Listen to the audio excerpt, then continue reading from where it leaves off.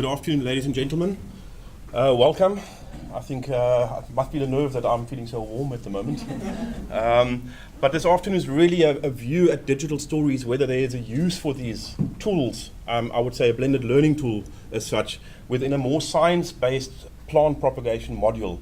And that said, my answer you can almost anticipate is going to be yes, there is a place for it. And while I was preparing this presentation, I actually realized that it's not a matter of posing that question, it's really more a reflective journey that I want to take you on. I've been running digital stories for about, first time was probably about 2010 that I've introduced the idea of digital stories into a plant propagation course, which is on a second year level, which deals with multiplication of plants. How do I get more plants going? So it's quite a applied and practical orientated course, but still I struggled initially to find this place for this digital story.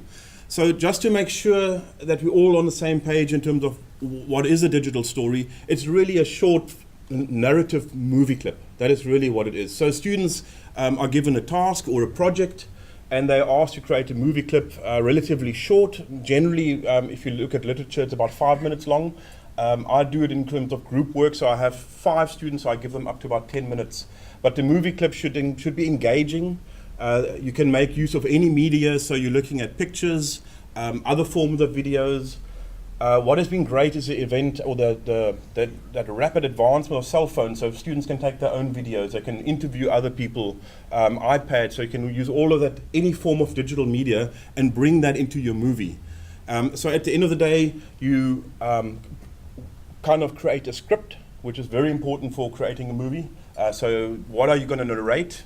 You've got to just think of, is there going to be music? Is there, what digital media are you going to import, and how are you going to integrate it? And then with the use of software, computers, and there's quite a lot of free software out there that they can use, they eventually integrate all of these aspects into a nice narrated movie. And narration is very important, a very important part of this digital story. So the end product is hopefully a movie that's between 5 to 10 minutes long at the end of the day. Why did I decide to use digital stories in the first place? And I always say it would have been great that I said I read the pedagogy behind it, and then I had all these insights on how to improve my teaching. It didn't start like that at all. It actually started a little bit more selfish, in a way, is that I was lecturing a particular section of this plant propagation course, and that deals with nursery structure, what plant propagation medium to use, what irrigation systems to use, what are the better sprinklers. And even while I was lecturing, I was getting bored. And I could see the students getting bored, and they're kind of sitting there because it's very parrot style kind of teaching, very parrot style kind of learning. I thought there must be a better way of doing this, of getting this message across that I don't really have to teach it, but the students need to engage with it and actually understand why is nursery structure important. Why is the propagation medium important, etc. So this is where this whole idea began, and I think it was the very first blended learning course that I ever attended. I think we were one of the guinea pigs in the very first courses that were ever designed, and I heard about this idea of digital story, and then started consulting literature and reading up about it a little bit more. So at the time when I was deciding, roughly I think 2010, you had these words flung around. Nobody was really talking of postgraduate attributes as we're talking now, but there were a lot of things where they're talking about students must be computer savvy. So that became quite a strong driver, and I thought, oh wow, the digital story would be a really great tool to at least give some computer aspect to my teaching. Students must be creative, problem thinkers. Some of these are very familiar to the current student attributes that we talk about, or graduate attributes. Thinking outside the box, and then of course a very strong push towards being a team player, working within a group, and being a team member. So this is kind of what I looked at, and I said, oh, well, tick all the boxes for digital stories, that could work. Then of course, when you get into the pedagogy, I think everybody's seen this one as Bloom's taxonomy, and again I thought, okay, what is the benefit of digital stories? Because I don't just want to throw blended learning at the classroom for the sake of throwing blended learning, there must be some benefit behind this. And then of course, if you look at Bloom's taxonomy in terms of the higher cognitive levels, you pretty much cover all of them, because you have to gather information, you have to digest and analyze the information. And if you decide to do a digital story, I challenge you, first create your own movie. It's actually not that simple, okay? Once you've got this massive information, to distill it down to 10 minutes into a logical format, is not that easy. One can argue, look here, a seminar or, that you hand in on paper is just as simple, but there seems to be a lot more waffle.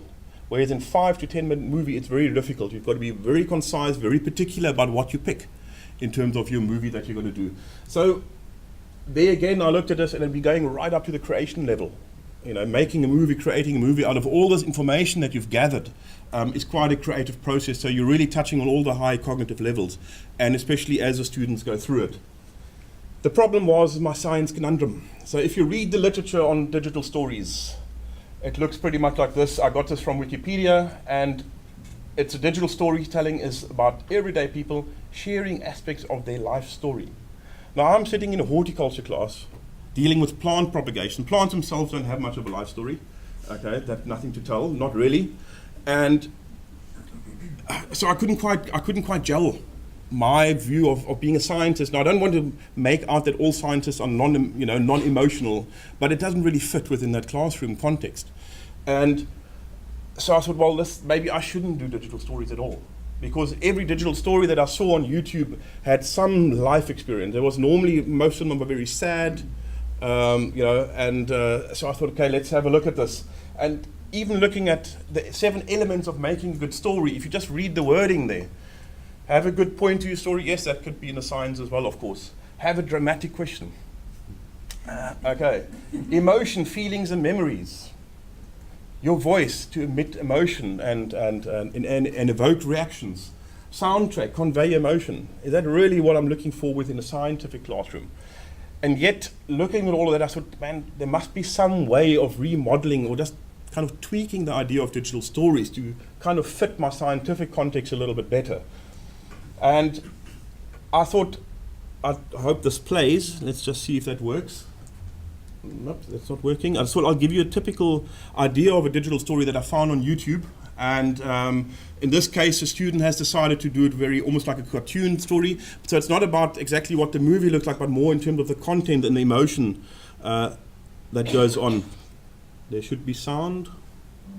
When I was young, I wanted to be an athlete. Not any particular athlete, mind you. I just wanted to be the master of all sports. Soccer, football, basketball. Note the tone of the music. I wanted to do it all.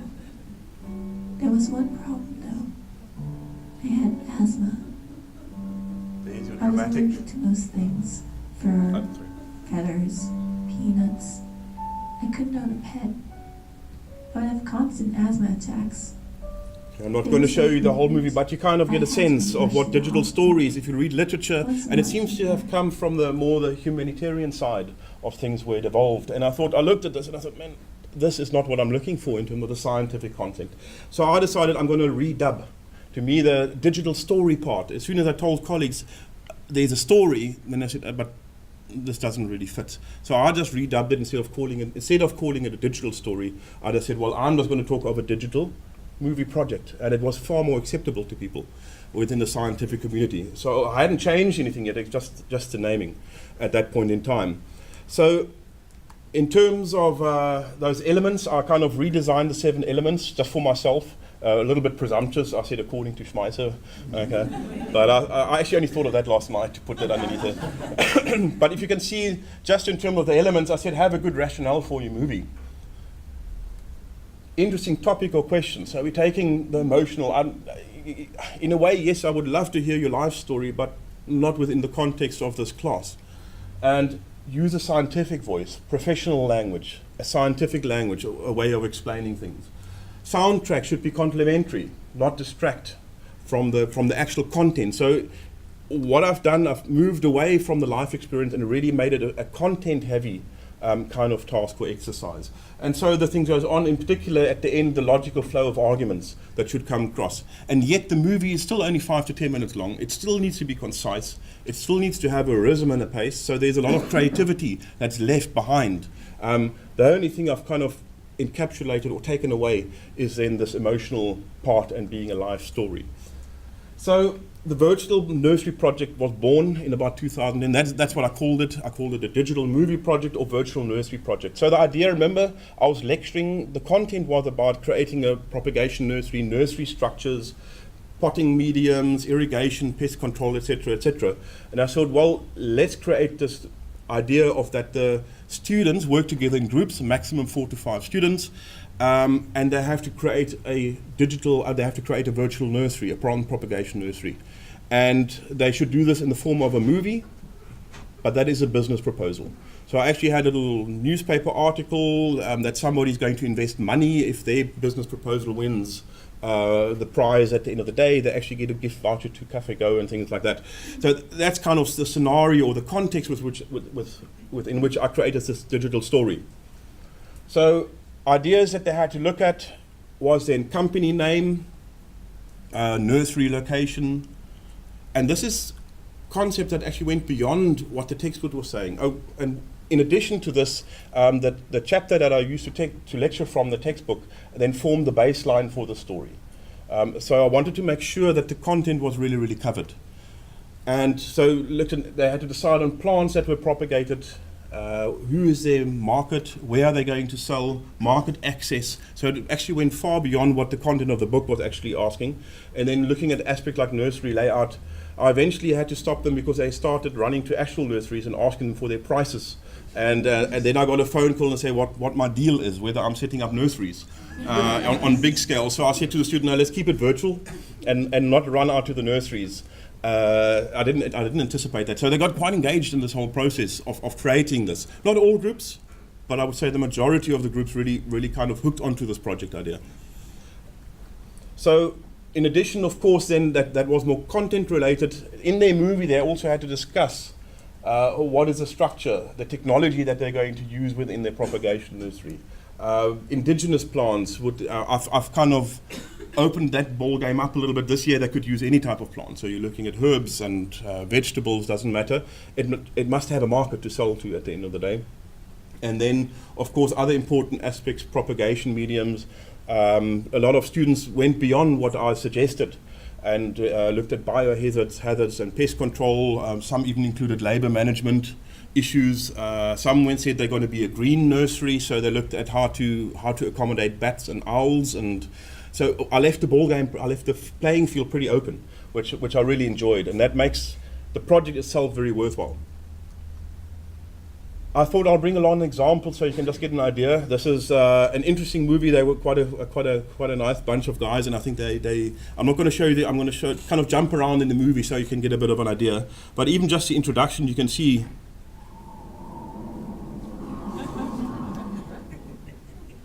And these weren't the strongest students in terms of academic marks.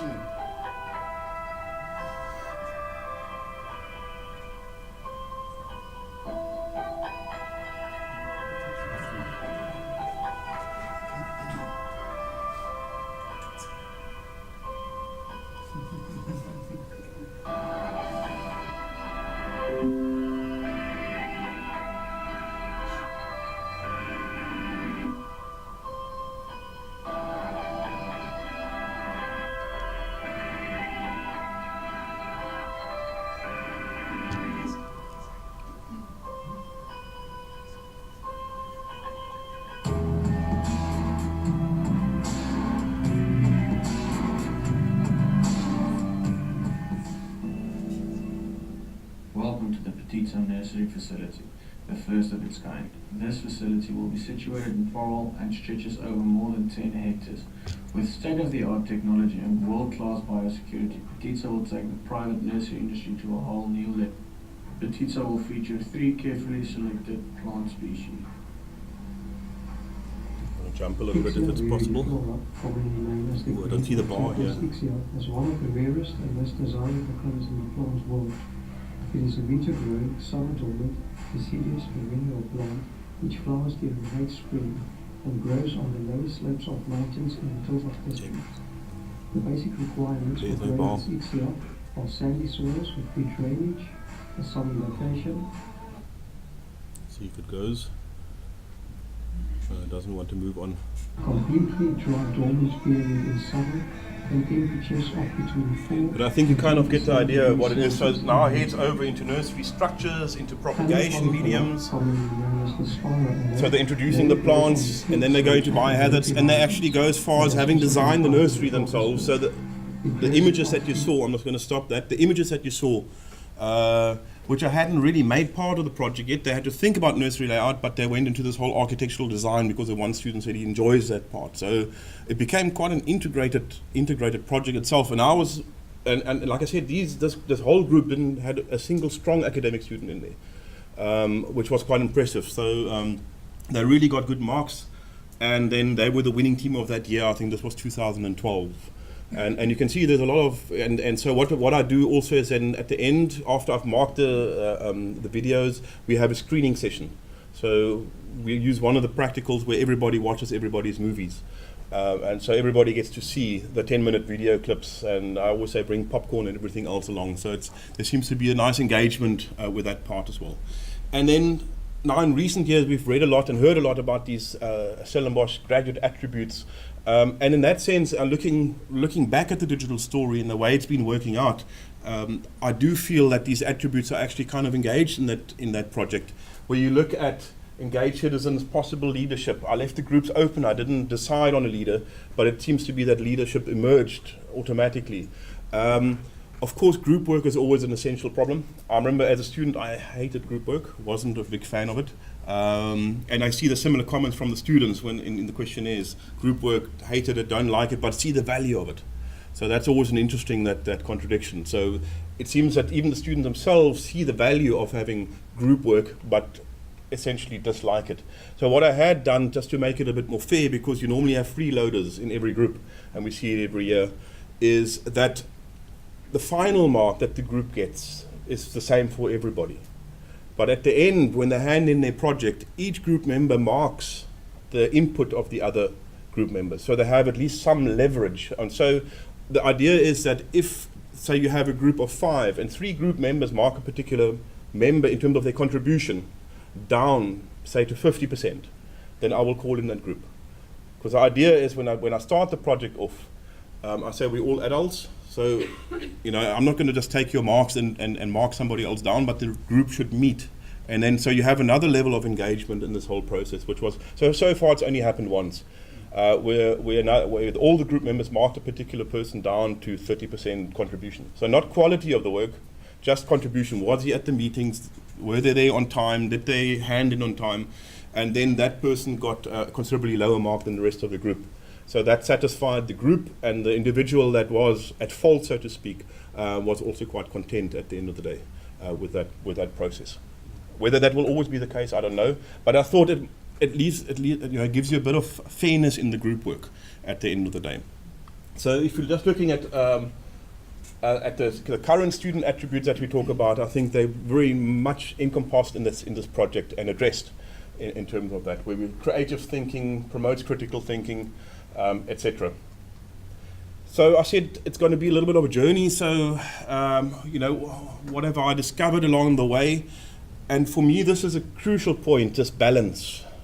And it's not only to do with digital story, it actually has to do with any kind of blended learning that you introduce into the classroom, is that you have to weigh up the amount of work that the students have to do to create whatever project or task that you're going to do. And at the end of the day, there's got to be a considerable amount of learning that takes place. And that is, to me, has always been somewhat of an issue, is in this case, I would say I'm covering an entire book chapter by them doing this project and guiding them through this project. I'm covering a book chapter, and it warrants a certain amount of time input. And that is something I think is critical when you decide whether you go digital story or any other form of blended learning tool, is that you decide this balance, that there's enough context that you're actually covering by introducing that kind of tool. Because if you've done a movie like this, you'll realize it takes a considerable amount of time. The problem, of course, is the students only start in the last week, normally. And so there's a lot of scrambling for microphones and tiers, and so that is something I'll talk to you about now, is how to change that kind of aspect. But this, to me, before you even start off embarking on this issue, is that the content that you cover by doing this project should be considerable, because it's quite a time investment on the student side. Training, when I started off, I was a bit worried. Okay, we all assume that students are computer savvy, but just the fact that they can use WhatsApp doesn't mean they can also create a movie at the end of the day. And I had heard presenters from CPUT who have got whole stations or computer rooms where they train people, and obviously I don't have those resources for that, and I was a bit worried about that. And now, after some 5 years later, I find that the less I train, the better. Okay. I actually found, because the first I started off, I give them one practical where I show them how you could use PowerPoint to create a movie. You can actually create a nice functional movie in PowerPoint, how to narrate, so I do a practical. But what I introduce them much more is the idea of using Google, YouTube to find your answers. How do I insert a movie into PowerPoint? How do I edit X, Y, Z? So I said, you've got all these resources. It doesn't help me lecturing you for 6-8 hours. What you need to understand is how to find the help that you need to get. And then I leave them there. And the nice thing is I've created my own movie, so I can help them when they come to me, but I don't have this continuous every week training session, which I find it's going to be just too much, and I don't have the resources to do that. And so far I haven't had a problem in terms of them not being able to create the movie. Some use a PowerPoint idea that I present to them, but others, obviously, as you've seen in this example, use quite advanced tools to create their movies. And then they seem to also discuss amongst each other, hey, do you know how to use this? What can I do? So training really isn't as big an issue as what I thought it would be. Assessment, something I've discovered throughout is, initially how do you view these movies? So I made very sure that the content still weighs the heaviest. So I think I can't remember exact numbers now, but it's about 50 to 60% is content related. Is the content logical? Are the arguments logical? Is it factually correct? And then the rest is made up by the movie itself. Quality of images used, narration. Because I feel it's important that there needs to be a weight on that too. Seeing that I'm using that vehicle of a movie, there should be some quality aspect that needs to be judged and assessed. And what I found most effective, I've tried just viewing the movies and kind of saying, okay, that's kind of so much, is that I set up a nice rubric. And that seems to work really, really well for evaluating the digital stories. And the students get the rubric before they even start, as they start the project, so they're quite aware of what is judged and what am I looking for. So I think that is very important, that you introduce the students why you're doing digital stories, how you're going to assess it, and what is the purpose of this whole thing. Because to them, it's they look a bit freaked out. The very first lecture that I do with them, or the first prac, they think I'm somewhere an alien from out of this world, because why a movie? Why not just a standard seminar that we always do? And so you have to explain that. They won't just know inherently. So assessment, easiest I found is to go back to the old rubric system, which really also guides the students in creating their storyline. The other thing is what I've noticed throughout the years. Initially, in the first, after running the digital stories in the first year, the student was saying, "Oh, this is complex. It's difficult to do," which was something that I actually wanted, because they have to engage. If you don't struggle with something, the learning process is sometimes very little. So but then I thought, okay, maybe they need a bit more help. So I started writing little guidelines of what they should be thinking about and what should they discuss, and then I realized, well, each year my movies are becoming very similar. There's no more creativity in this whole process. And I completed a diploma last year, and I was introduced to this idea of authentic learning. It's a new pedagogical approach, which is quite nice. If you haven't, unfortunately, we don't have time to discuss it. It's a beautiful new idea, authentic learning. And one point that they made is that when you have a project that is authentic or engages students, it should be fuzzy or ill-defined. It should leave students in this uncomfortable space. It should leave students to discover, not exactly knowing step by step what to do. And I thought, oh wow, this is great. So what I've done with my guidelines, and this year already, I've got very diverse creativity in terms of movies, in terms of contents, in terms of thought patterns, which I was actually destroying by giving them all these structured guidelines. So in that sense, it was quite an eye-opener to me, because I thought I'm actually assisting them, but in a way I was actually taking away the learning by creating the spoon-feeding kind of approach. And so that's why the hazy picture, everything is a little bit blurry and hazy. You're not supposed to know exactly in what space you are. In terms of the future, what I did find with this project, and that's always something that's been bugging me, is that I kind of start the project off, and we have a face-to-face session once or twice, and then I see the final product, and there's no real scaffolding taking place. So scaffolding in a sense of guiding and getting them through this project, and that they don't start in the last week. So I want to build in the scaffold system that make sure that after week 2 they've done something, after week 3 they've done something. And the idea is that I'm going to build it in on Google Drive, that each one will have a space on Google Drive, and I want to see their discussions. Why did this decide on a certain nursery structure? Why did they decide on a propagation medium? So I want to see that group work interaction. Because somehow at the moment what I find is that I have no way of telling whether they actually interacted or not. So what I do in terms of assessment is that 20 marks of my exams are about the nursery. So if I ask questions about propagation medium, I assume that everybody in the group was involved in setting up that nursery, so they should know about the propagation medium. So that's just some form of checking that everybody is actually engaged. But I think by creating a scaffolding system that I engage with them maybe on a 2-week basis and see their conversations on Google Drive or maybe some other platform, I think it's going to scaffold it much nicer. And then also provide a little bit more guidelines throughout the project and get them to start from the beginning. Feedback so far, I haven't really, I'm not going to plot data also because of time. We did questionnaires and we did informal feedback and group sessions. And what we did, the questions we asked in terms of questionnaires are divided into 3 sections. Is the questions centered around the actual movie creation, so the technology aspect. Because what I was worried about, they'd say, look here, I don't like the digital story project, but it might have actually been group work that was the issue, not the idea of creating the movie, or was it the technology? So I really made sure that we split those concepts apart.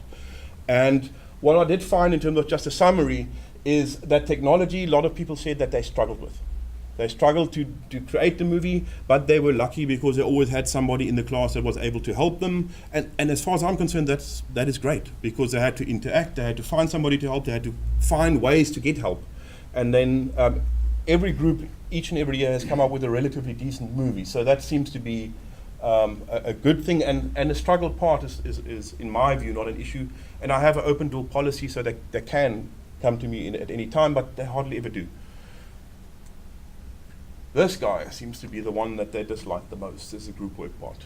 I would have preferred doing the digital story. Digital story was great, I liked the idea, but not as a group. I would have preferred to work on my own, but that said, almost all of them that said I would have preferred to work on my own, I didn't like the group work, said, but I can see the value of teamwork. I can see the value of having done it as a group. So a very mixed bag. So I'm still quite happy with that, because I wanted this feedback to see whether I need to change things, you know. And then the third and important part is, did they feel that they learned something? You know, would it have been better? I think I've posed the question, would it have been better for me to lecture? Straightforward, stand there, lecture, all this, and throughout they almost said no. They preferred it this way, and they felt that they understood the engagement. But what was very nice, and a few students said that now suddenly the practicals made sense. So the practicals that we do, every Wednesday we drive out to plant propagation nursery, protea propagation nurseries, orchid nurseries. Now suddenly I saw the students bringing in their iPads, their cell phones, and they were taking pictures for their nursery. So suddenly the pracs that we were doing, which seemed to be very isolated before, now suddenly had a foothold in terms of this project. And so that seems to be kind of integrative learning, which I quite liked. So does digital story have sense? Does it have a place in the sciences? I think yes, if you take the life story part out of it. Thanks.